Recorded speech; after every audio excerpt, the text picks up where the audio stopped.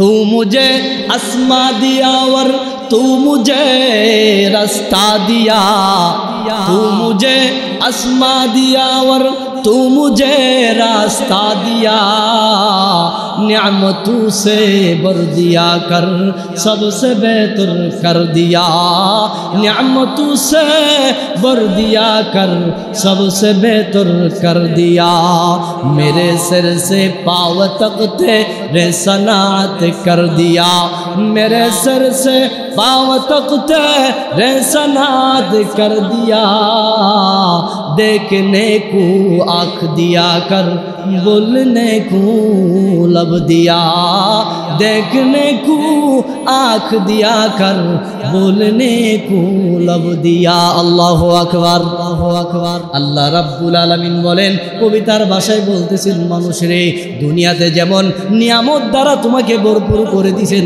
চোখ দিয়েছেন, মুখ দিয়েছেন, কথা বলার বাকশক্তি দিয়েছেন, এমনই ভাবে জান্নাতের ভিতরে এমন অসংখ্য খাবার তোমার সামনে দেওয়া হবে, যদিও মুতাশাবিহা, একটা খাবার আরেকটা খাবারের সাথে একই রকম দেখা যাবে, কিন্তু আল্লাহ বলবেন বান্দারে না না, যদিও খাবারটা দেখতে একই রকম দেখা যায় কিন্তু আমি আল্লাহ এটার স্বাদ ভিন্ন করে দিলাম। আল্লাহ বলেন নবী আমার এক নাম্বার গুণে গুণান্বিত যদি হয়, তাজরি মিন তাহতিহাল আনহার কুল্লামা রুজিকু মিনহা মিন সামারাতির রিজকা ক্বালু হাযাল্লাযী রুজিকনা মিন ক্বাবলু ওয়া উতু বিহি মুতাশাবিহা ওয়া লাহুম ফিহা আজওয়াজুম মুতাহহারা। আল্লাহ বলেন নবী আমার আপনি ওই মানুষগুলোরে জানায় দেন যারা 4 গুণের প্রথম গুণটা অর্জন করবে, আমি আল্লাহ তাদেরকে আলিশান জান্নাত দেওয়ার পরে আমি আল্লাহ তাদেরকে নিয়ামতের খাবার দেব, নিয়ামতের খাবারের পরে আমি আল্লাহ পাক সাব ওয়ালাহুম ফিহা আজওয়াজুম মুতাহহারা, আমি আল্লাহ পাক পবিত্র একজন সুন্দর রমণী তার বিবি আমি আল্লাহ দান করব। الذي أرسله الله تعالى بالحق بشيرا ونذيرا وداعيا إلى الله بإذنه وسراجا وقمرا منيرا. أما بعد فأعوذ بالله من الشيطان الرجيم. بسم الله الرحمن الرحيم. والذين آمنوا أشد حبا لله صدق الله مولانا العظيم. وقال النبي صلى الله عليه وسلم حب الدنيا رأس كل خطيئة أو كما قال النبي صلى الله عليه وسلم. اللهم صل على محمد وعلى آل محمد كما صليت على إبراهيم وعلى آل إبراهيم إنك حميد مجيد. اللهم بارك على محمد وعلى آل محمد كما باركت على إبراهيم وعلى آل إبراهيم إنك حميد مجيد رب زدني علما رب اشرح لي صدري ويسر لي أمري واحلل عقدة من لساني يفقهوا قولي الحمد لله আল্লাহ সুবহানাহু ওয়া তাআলার দরবারে অসংখ্য অগণিত শুকর ও সুজুদ যেই মহান আল্লাহ সুবহানাহু ওয়া তাআলা আমাদেরকে দয়া করে মায়া করে পবিত্র জুমার দিনে আসার এবং বসার মতো সুযোগ আল্লাহ তাআলা করে দিয়েছেন। এই জন্যে শুকরিয়াতান কালিমাতুশ শুকুর আদায় করি বলি আলহামদুলিল্লাহ। মোহতারাম হাজিরিন, মহান আল্লাহ আমাদেরকে ভালোবেসেছেন বিদায়, মহব্বত করেছেন বিদায়, তাহার গড়ে প্রতি গত জুমার নেই এই জুমাতেও আসার সুযোগ আল্লাহ তাআলা করে দিয়েছেন। এটা আমাদের জন্য বহুত বড় এক নিয়ামত, বহুত বড় এক খুশকিসমতের ব্যাপার যে আল্লাহ আমাদেরকে ভালোবেসেছেন। ওই আল্লাহ আমাদের উপরে দয়া করেছেন, ওই আল্লাহ আমাদেরকে যাচাই বাছাই করে নির্বাচিত করে তাহার ঘরে হাজিরা দেওয়ার সুযোগ আল্লাহ তাআলা করে দিয়েছেন। এই জন্য আবারও কালিমাতুশ শুকুর আদায় করি বলি আলহামদুলিল্লাহ। মুহতারাম হাজিরিন, আল্লাহ সুবহানাহু ওয়া তাআলা চার গুণে গুণান্বিত মানুষকে আল্লাহ রাব্বুল আলামিনের পছন্দের প্রথম লিস্টে রাখেন। চার গুণে গুণান্বিত মানুষকে সবচেয়ে বেশি ভালোবাসেন, সবচেয়ে বেশি পছন্দ করেন। কারণ আল্লাহ সুবহানাহু ওয়া তাআলা ভালোবাসাটাকে সর্বক্ষেত্রে সর্বপ্রথম অগ্রাধিকার দিয়েছেন। কারণ আল্লাহ তাআলা কোনো এক বর্ণনায় পাওয়া যায় আল্লাহ রাব্বুল আলামিন তিনি নিজে বলেছেন, কুনতু কানজান মাখফিয়ান, যে আমি আল্লাহ গুপ্ত ভান্ডার ছিলাম, আমি আল্লাহ গুপ্ত ভান্ডার ছিলাম। ফা আহবাবতু আন উরাফা, পরে আমার ইচ্ছা হয়েছে আমি সকলের সামনে পরিচিত হয়েছি। আল্লাহ তাআলা প্রথম গোপন গুপ্ত ভান্ডার ছিলাম, তিনি বলতেছেন আমি গুপ্ত ভান্ডার ছিলাম, আমি গোপনে ছিলাম, আমার ইচ্ছা হয়েছে ফা আহবাবতু আন উরাফা, আমি যেন সকলের মাঝে পরিচয় লাভ করি, পরিচিত হয়। এই জন্যে সর্বপ্রথম আমি আল্লাহ ইচ্ছা করলাম ফা খালাকতুল খালকা, আল্লাহ বলেন তারপর আমি মাখলুক সৃষ্টি করলাম, অর্থাৎ সৃষ্টিজীবকে আমি আল্লাহ সৃষ্টি করলাম। আমার ইচ্ছা হইল যে সবার মাঝে আমি পরিচিত হই, এই জন্যে ফা খালাকতুল খালকা, আমি মাখলুক সৃষ্টি করলাম, আমি দুনিয়াতে যত সৃষ্টিজীব আছে সব কিছু সৃষ্টি করলাম। কারণটা হলো এই যে একটা বিষয় আমার মধ্যে কাজ করলো, এই বিষয়কে অনুপ্রাণিত করেছে একটা জিনিস, সেই বস্তুটা হলো মহব্বত আর ভালোবাসা। মহব্বত আর ভালোবাসা এই বস্তুটা আমি আল্লাহকে অনুপ্রাণিত করেছে যে আমি যেন সৃষ্টিজীব সৃষ্টি করি, মাখলুক সৃষ্টি করি, কারণ তাদেরকে আমি ভালোবাসবো আর তারা আমি আল্লাহকে ভালোবাসবো। মুহতারাম হাজিরিন, আল্লাহ সুবহানাহু ওয়া তাআলা বলেন সৃষ্টি করলাম এই জন্যেই তারা আমারে ভালোবাসবে, আমি আল্লাহ তাদেরকে ভালোবাসবো। তাইলে আল্লাহকে ভালোবাসার দরকার আছে না নাই? আছে। আল্লাহ সুবহানাহু ওয়া তাআলা বলেন চার গুণে গুণান্বিত যে মানুষগুলা হবে তারা আমি আল্লাহকে ভালোবাসবে আর আমি আল্লাহ তাদেরকে সবচেয়ে বেশি পছন্দ করি। আল্লাহ তাআলা বলেন যে চার গুণে গুণান্বিত কারা? আল্লাহ তাআলা সূরা বাকারার 165 নম্বর আয়াতে আল্লাহ সুবহানাহু ওয়া তাআলা বলেন ওয়াল্লাযীনা আমানু আশাদ্দু হুব্বান লিল্লাহ, ঈমানদার ব্যক্তি যারা হবে তারা আমি আল্লাহকে সবচেয়ে বেশি ভালোবাসবে। আমি আল্লাহর প্রেম মহব্বত ভালোবাসা ওই মানুষদের ভিতরে থাকে যারা পরিপূর্ণ ঈমানদার। আল্লাহ বলেন ওয়াল্লাযীনা আমানু আশাদ্দু হুব্বান লিল্লাহ, ওই সমস্ত মানুষগুলা আমারে বেশি ভালোবাসে যারা ঈমানদার। আল্লাহ রাব্বুল আলামিন বলেন আমি আল্লাহকে ভালোবাসা, আমি আল্লাহর প্রেমে পড়া, আমি আল্লাহর পছন্দের প্রথম তালিকায় মানুষ অন্তর্ভুক্ত হওয়া। 4 গুণে গুণান্বিত হতে হবে। যদি 4টা গুণ তার ভিতরে থাকে, আমি আল্লাহ তাদেরকে ভালোবাসি, আমি আল্লাহ তাদেরকে পছন্দ করে।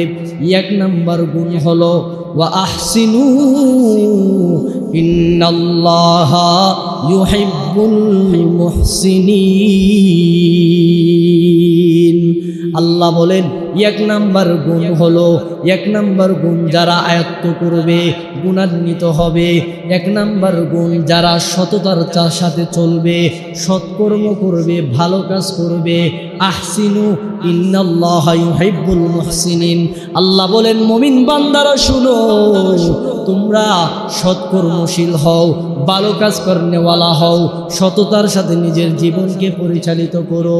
ঈমান আনার পাশাপাশি যদি তোমরা সততার সাথে তোমাদের জীবনকে পরিচালিত করো, আমি আল্লাহ ঘোষণা দিলাম ইন্নাল্লাহা ইউহিব্বুল মুহসিনিন। আমি আল্লাহ তোমাদেরকে সবচাইতে বেশি ভালোবাসবো। আমার পছন্দের তালিকায় সর্বপ্রথম নাম্বার 1 তোমাদেরকে রাখবো।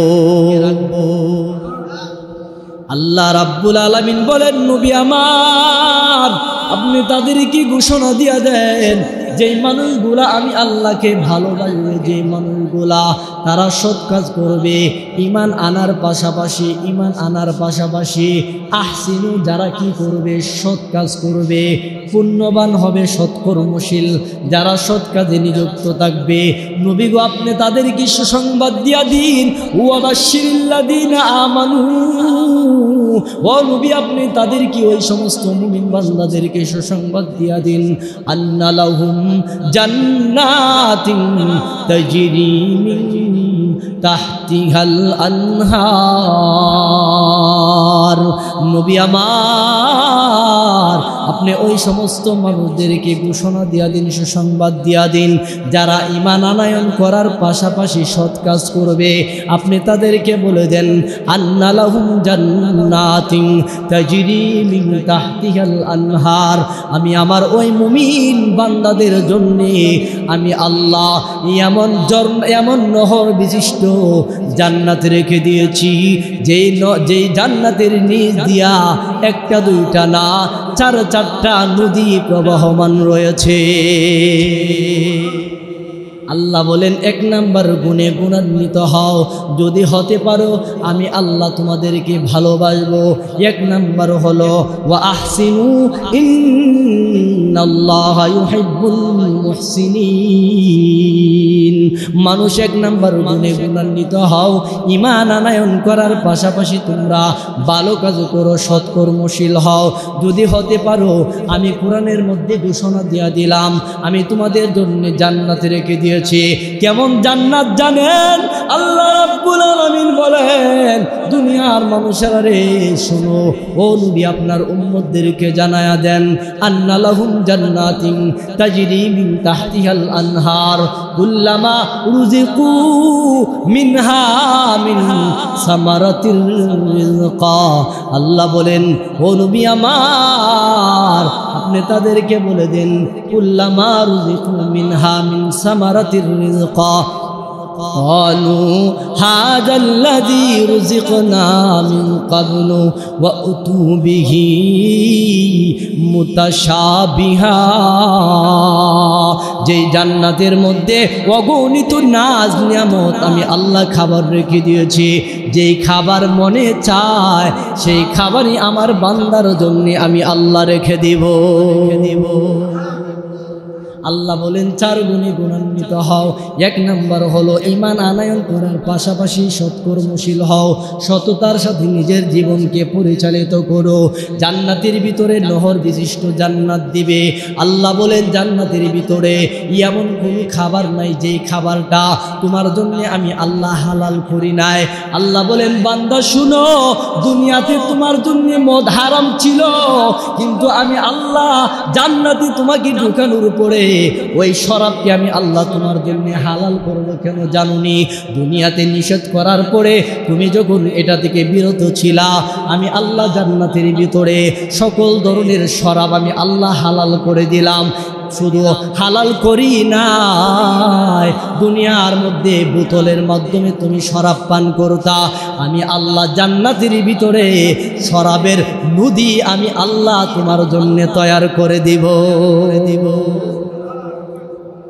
तू मुझे आसमां दिया और तू मुझे रास्ता दिया, तू मुझे आसमां दिया और तू मुझे रास्ता दिया, नियामतों से भर दिया कर सबसे बेहतर कर दिया, नियामतों से भर दिया कर सबसे बेहतर कर दिया, मेरे सिर से पाँव तक तेरे सनात कर दिया, मेरे सिर से पाँव तक तेरे सनात कर दिया, देखने को आँख दिया कर बोलने को लब दिया, देखने को आँख दिया कर बोलने को लब दिया। अल्लाहु আকবার, আল্লাহু আকবার। আল্লাহ রাব্বুল আলামিন বলেন কবিতার ভাষায় বলতেছেন, মানুষ রে, দুনিয়াতে যেমন নিয়ামত দ্বারা তোমাকে ভরপুর করে দিয়েছেন, চোখ দিয়েছেন, মুখ দিয়েছেন, কথা বলার বাক শক্তি দিয়েছেন,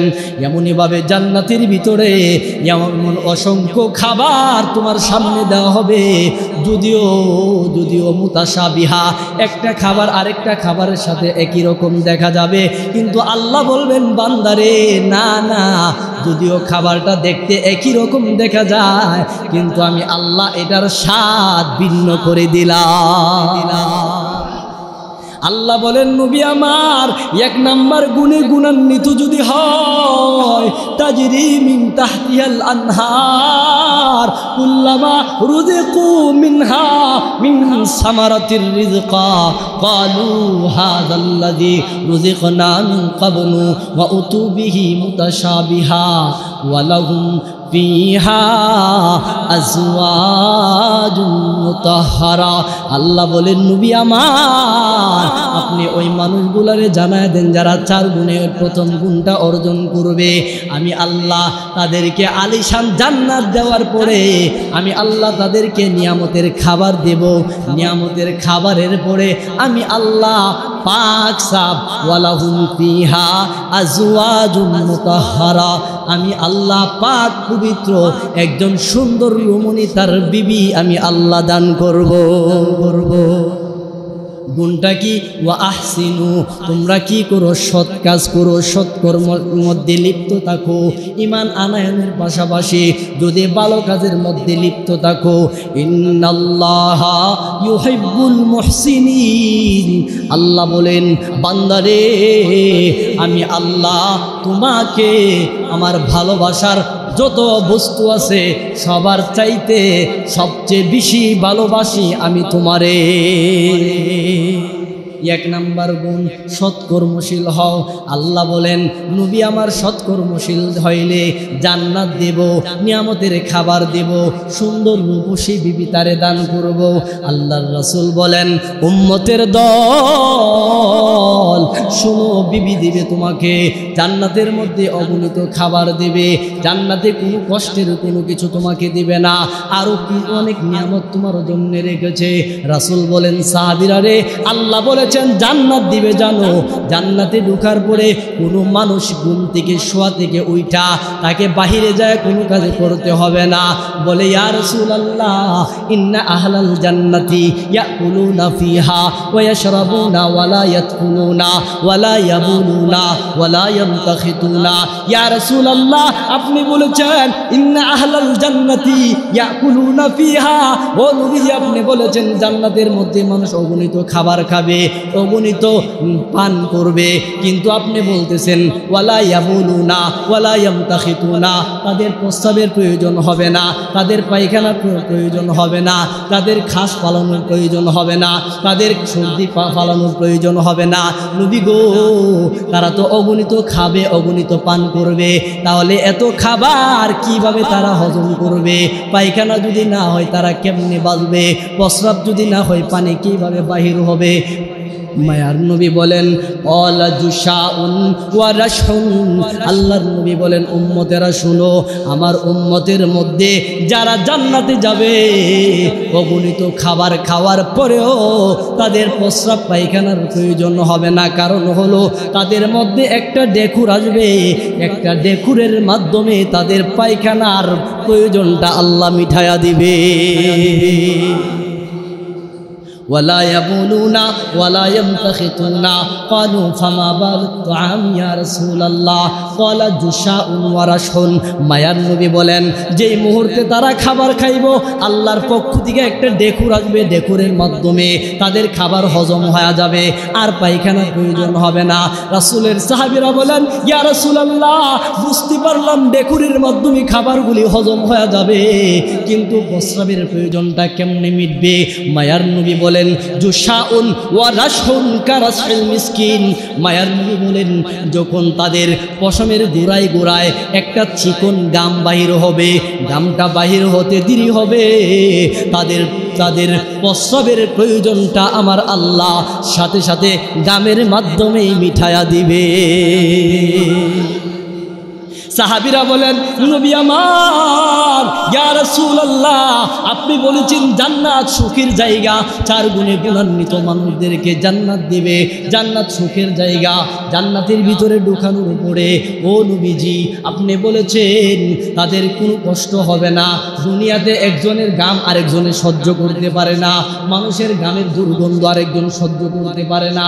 আপনি বলেছেন চিকন গাম বাহির হবে। জান্নাতের মধ্যে যদি ঘামে তাহলে তো সাধারণত একজন আরেকজনের কষ্ট হয়ে যাবে।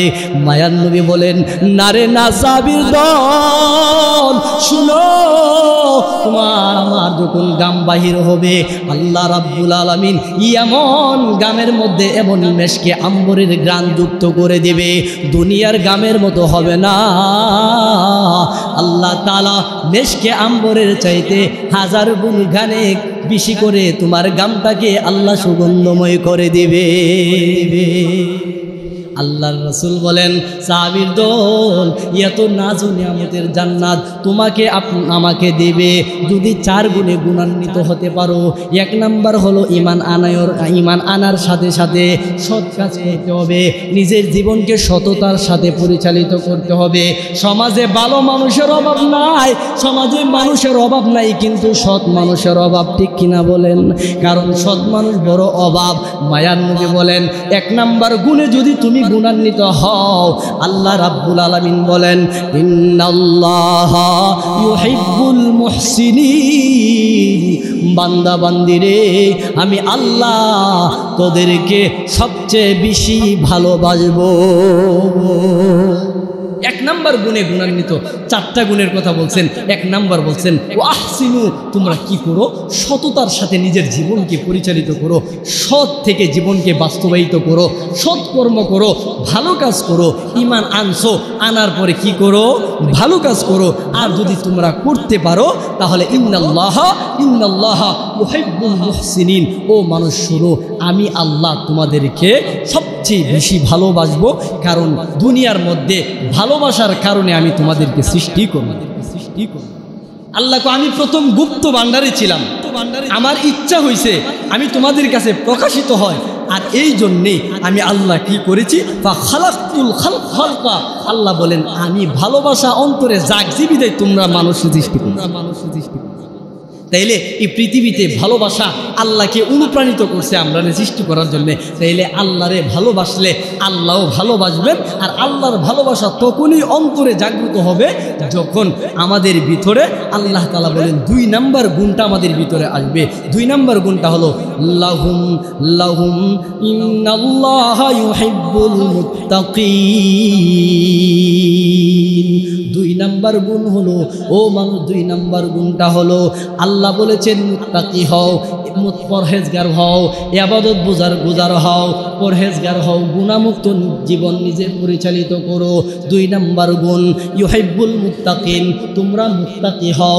যদি 2 নাম্বার গুণে গুণান্বিত হতে পারো, মায়ার নবী বলেন, হে সাহাবীরা শুনো, যদি ইউহিব্বুল মুত্তাকিন, যদি তোমরা পরহেজগার হও, আল্লাহকে ভয় করনেওয়ালা হও, তাহলে আল্লাহ তোমাদের জবানকে এমনভাবে পবিত্র বানায়া দিবে, এই জবান দিয়া আল্লাহর কাছে চাইতে দেরি হবে। আল্লাহ বলেন, আমি আমার বান্দার জন্য হয়ে যাব। 2 নাম্বার গুণে গুণান্বিত ইউহিব্বুল মুত্তাকিন, আল্লাহ বলেন 2 নাম্বার গুণে গুণান্বিত হও, অর্থাৎ পরহেজগার হও। আমি আল্লাহকে ভয় করনেওয়ালা হও, যদি হইতে পারো তাহলে আমি আল্লাহ তোমার হয়ে যাব। অর্থাৎ তোমার জবান দিয়া যা কিছু বলবা, যদি এটা নেক কাজ হয়, আমি আল্লাহর সাথে সাথে কবুল করে নিব। আল্লাহ তাআলা 4 গুণে গুণান্বিত মানুষদেরকে বেশি ভালোবাসেন, এই ওয়াদা করেছেন। 1 নাম্বার সৎকর্মশীল হও, 2 নাম্বার ইউহিব্বুল মুত্তাকিন, তোমরা পরহেজগার হও, গুনাহমুক্ত জীবন পরিচালিত করো। যদি করতে পারো, আমি আল্লাহ তোমাদের জবানকে পবিত্র করব, আমি আল্লাহ তোমাদের জন্য নিজে হয়ে যাব। আল্লাহ যদি আমাদের হয়ে যায়, তাহলে আমাদের আর কোনো কিছুর প্রয়োজন নাই। আল্লাহ যদি আমাদের হয়ে যায়, আমাদের আর কোনো কিছুর প্রয়োজন নাই। মুহতারাম হাজিরিন, এই জন্যে আমরা আল্লাহর পরহেজগার আমাদের জীবনকে পরিচালিত করতে হবে, আল্লাহকে ভয় করে চলতে হবে। খেয়াল করে দেখেন, ইতিহাস তালাশ করলে দেখবেন তো সাহাবীদের ক্ষেত্রে এমন হয়েছে, সাহাবীরা আল্লাহর প্রেমে এত মশগুল হয়েছে, আল্লাহ বলেন, ও দুনিয়ার মানুষেরা, আমাকে ভালোবাসলে মানুষটা কালো না কুচ্ছি, হ্যাঁ সুন্দর না পশা, এগুলা আমি আল্লাহ দেখি না। কারণ আমার বেলালের দেখতে সবচেয়ে বেশি কালো লাগছে, আমার বেলালের দেখতে সবচেয়ে বেশি কুচ্ছি লাগছে, আমার বেলালের দেখতে পাটা এমন গ্রাম্য লোকের মতো দেখা গেছে। কিন্তু আমার বেলালের চেহারা সুন্দর ছিল না, আমার বেলাল পরশা ছিল না, কিন্তু আমার বেলালের ভিতরে এমন একটা গুণ ছিল, তার ভিতরে পরিপূর্ণ ভালোবাসাটা আমার বেশি ছিল, যার দরুন বেলাল দুনিয়াতে কদম দিছে, আর প্রতিটা কদমের আওয়াজ জান্নাতের মধ্যে সবাই শুনতে পেয়েছে। আল্লাহ রাব্বুল আলামিন বলেন, বেলাল একেবারে কালো ছিল, কালো। নবীজি বলেন, আমার বেলাল কালো ছিল, পাটা ছিল, গ্রাম্য সাহাবী ছিল। আল্লাহ বলেন, বান্দা বান্দি ভালোবাসা যদি পরিপূর্ণ হয়, দুনিয়ার মানুষ একজন আরেকজনকে ভালোবাসে, যার টাকা আছে, যার চেহারা সুন্দর তারে ভালোবাসে, যার সমাজে দাম আছে তারে ভালোবাসে। আল্লাহ বলেন, বান্দারে, আমারে যখন তোমরা ভালোবাসো, পরিপূর্ণ ভালোবাসা যদি তোমাদের ভিতরে থাকে, আমি আল্লাহ তোমাদের চেহারা দেখি না, আমি আল্লাহ তোমাদের সৌন্দর্য দেখি না, আমি আল্লাহ তোমাদের কালো না বিশ্রী এটা দেখি না। কারণ আমার বেলাল একেবারে কালো ছিল, আমার বেলাল পাটা ছিল, আমার বেলালের শরীরে গামের গ্রাম ছিল, কিন্তু এরপরেও আমার বেলালকে আমি আল্লাহ এত দামি বানায় দিলাম কেন জানুনি? আমার বেলালের বুকের উপরে পাথর দিয়েছে, তপ্ত বালুর মধ্যে চিত করে হুতায়া আমার বেলালের উপরে পাথর দিয়েছে। আমার বেলাল এরপরেও সেকেন্ডের জন্য আমি আল্লাহ কি বলে নাই, পরিপূর্ণ ভালোবাসা আমার বেলালের ভিতরে রয়েছে। আর এই জন্যে বেলাল কদম দিই জমিনে, আর কদমের আওয়াজ আমি আল্লাহ জান্নাত পর্যন্ত পৌঁছায়া দেয়। মুহতারাম হাজিরিন, এই জন্যে পরিপূর্ণ ভালোবাসার কদর দাম আছে না নাই? আছে। আর এই ভালোবাসা আনতে গেলে 2 নাম্বার গুণে গুণান্বিত হওয়া লাগবে। ওয়াল্লাহু ইউহিব্বুল মুত্তাকিন, আল্লাহ বলেন, যদি তোমরা পরহেজগার হও, 2 নাম্বার গুণে গুণান্বিত হও, পরিপূর্ণভাবে যদি হও, আমি আল্লাহ তোমাদের হয়ে যাব। আমি আল্লাহ যদি তোমাদের হয়ে যায়, বান্দা, আমি আল্লাহর কাছে যা কিছু তুমি চাইবা, নেক প্রতিটা দোয়া আমি আল্লাহ তোমার জন্য কবুল করব। ইতিহাস প্রমাণ করে হযরতে উম্মে সাদ রাদিয়াল্লাহু তাআলা আনহা রাসূলের একজন সাহাবিয়া মহিলা ছিলেন। হযরতে উম্মে সাদ নবীজির হাতে হাত রেখে কালেমা পড়ে মুসলমান হয়েছেন। উম্মে সাদের ভিতরে কতটুক পূর্ণ আল্লাহর ভালোবাসা ছিল খেয়াল করে দেখেন। আর উম্মে সাদ তার জবান দিয়ে আল্লাহর কাছ থেকে কি চিনিয়ে আনছে একটু খেয়াল করে দেখেন। উম্মে সাদ রাদিয়াল্লাহু তাআলা আনহা উনি যখন মুসলমান হইলেন, ইমানদার হইলেন, কালেমা পড়লেন, আল্লাহ বলে আমি আমার উম্মে সাদরে একটু পরীক্ষা করতে চাই। সাধারণত কেউ যদি ইমানের পথে থাকতে চায়, কালেমার পথে থাকতে চায়, আল্লাহ বলেন আমি তারে বিভিন্ন দিক দিয়ে তারে পরীক্ষা করি। সন্তান দেওয়া হোক, মাল দেওয়া হোক, অসুস্থতা দেওয়া হোক, আমি আল্লাহ তাদেরকে পরীক্ষা করি। আমার এই বান্দা যে আমার উপরে ইমান আনছে, কতটুকু মহব্বত করে আমারে ভালোবাসছে, আমি আল্লাহ এই চিন্তা কইরা কি করে আল্লাহ বলেন আমি আমার উম্মে সাদরে পরীক্ষা করব। ফেরেশতাদেরকে বলতেছেন আমি আল্লাহ আমার উম্মে সাদকে পরীক্ষা করব। কিভাবে? উম্মে সাদ যখন কি করলেন, কালেমা গ্রহণ করছে। কালেমা গ্রহণ করার পরে কিছুদিন যাইতে না যাইতে মক্কার তার যে সাথীরা ছিল, তার যে পাড়া প্রতিবেশী ছিল, আত্মীয় স্বজন ছিল, উম্মে সাদকে বিভিন্নভাবে কষ্ট দিতে শুরু করলো, বিভিন্নভাবে কটাক্ষ করে কথা বলতে শুরু করলো, টিটকারি মস্কারি করতে শুরু করলো যে দেখো বাপদাদার ধর্ম ছেড়ে সে মুহাম্মদের ধর্মে পাড়ি দিছে। হ্যাঁ, বিভিন্নভাবে আক্রমণ করলো। উম্মে সাদ কি করলেন, জ্বালা নির্যাতন সহ্য করতে না পেরে উম্মে সাদ সে নিজের ঘর বাড়ি ছেড়ে মক্কা ছেড়ে নবীজির পথে, নবীজির জন্য মদিনায় হিজরত করলেন। মদিনায় হিজরত করছেন।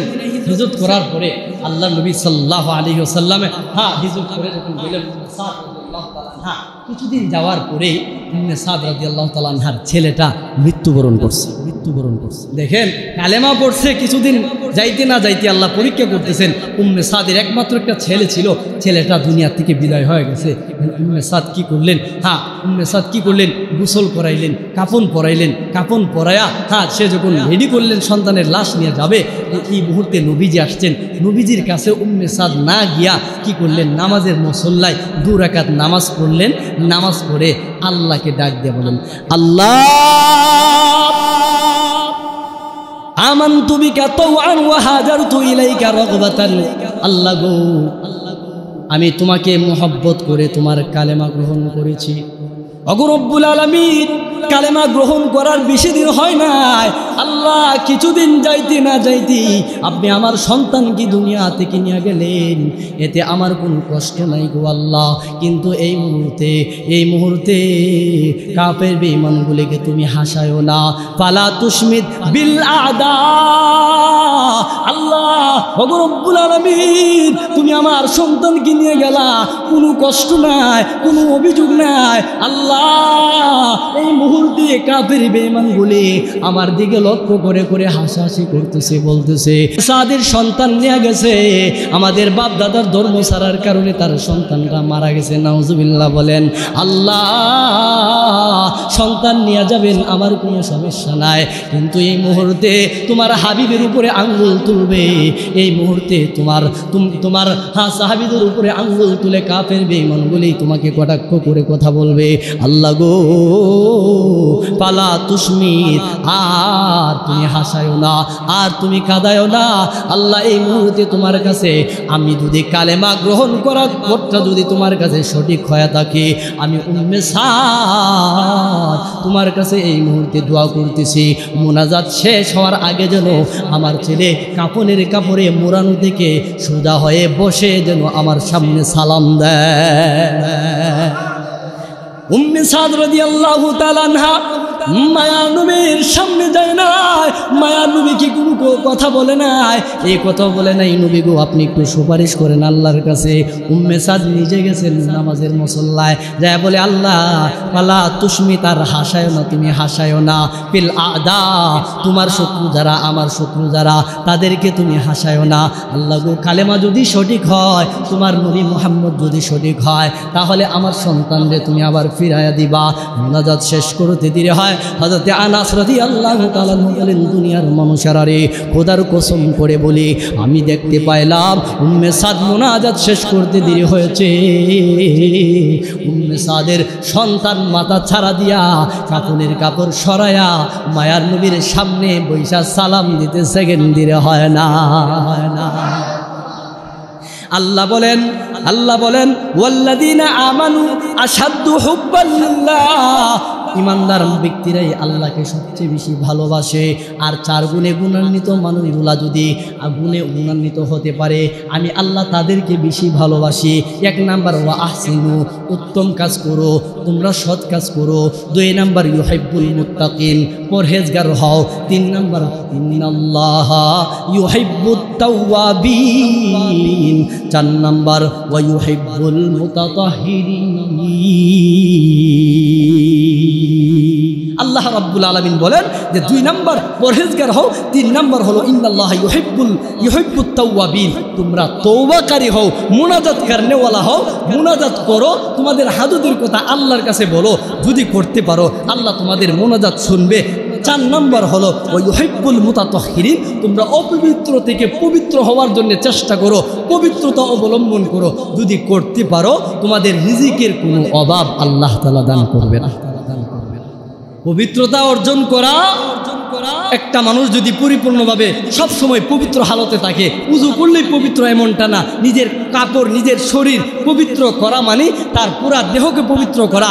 আর মানুষ যদি সে নাপাক থেকে নিজের শরীরকে পবিত্র রাখতে পারে, রাসূল বলেছেন ওই মানুষের ঘরে অভাব অনটন কি জিনিস তার মধ্যে দেখা দিবে না।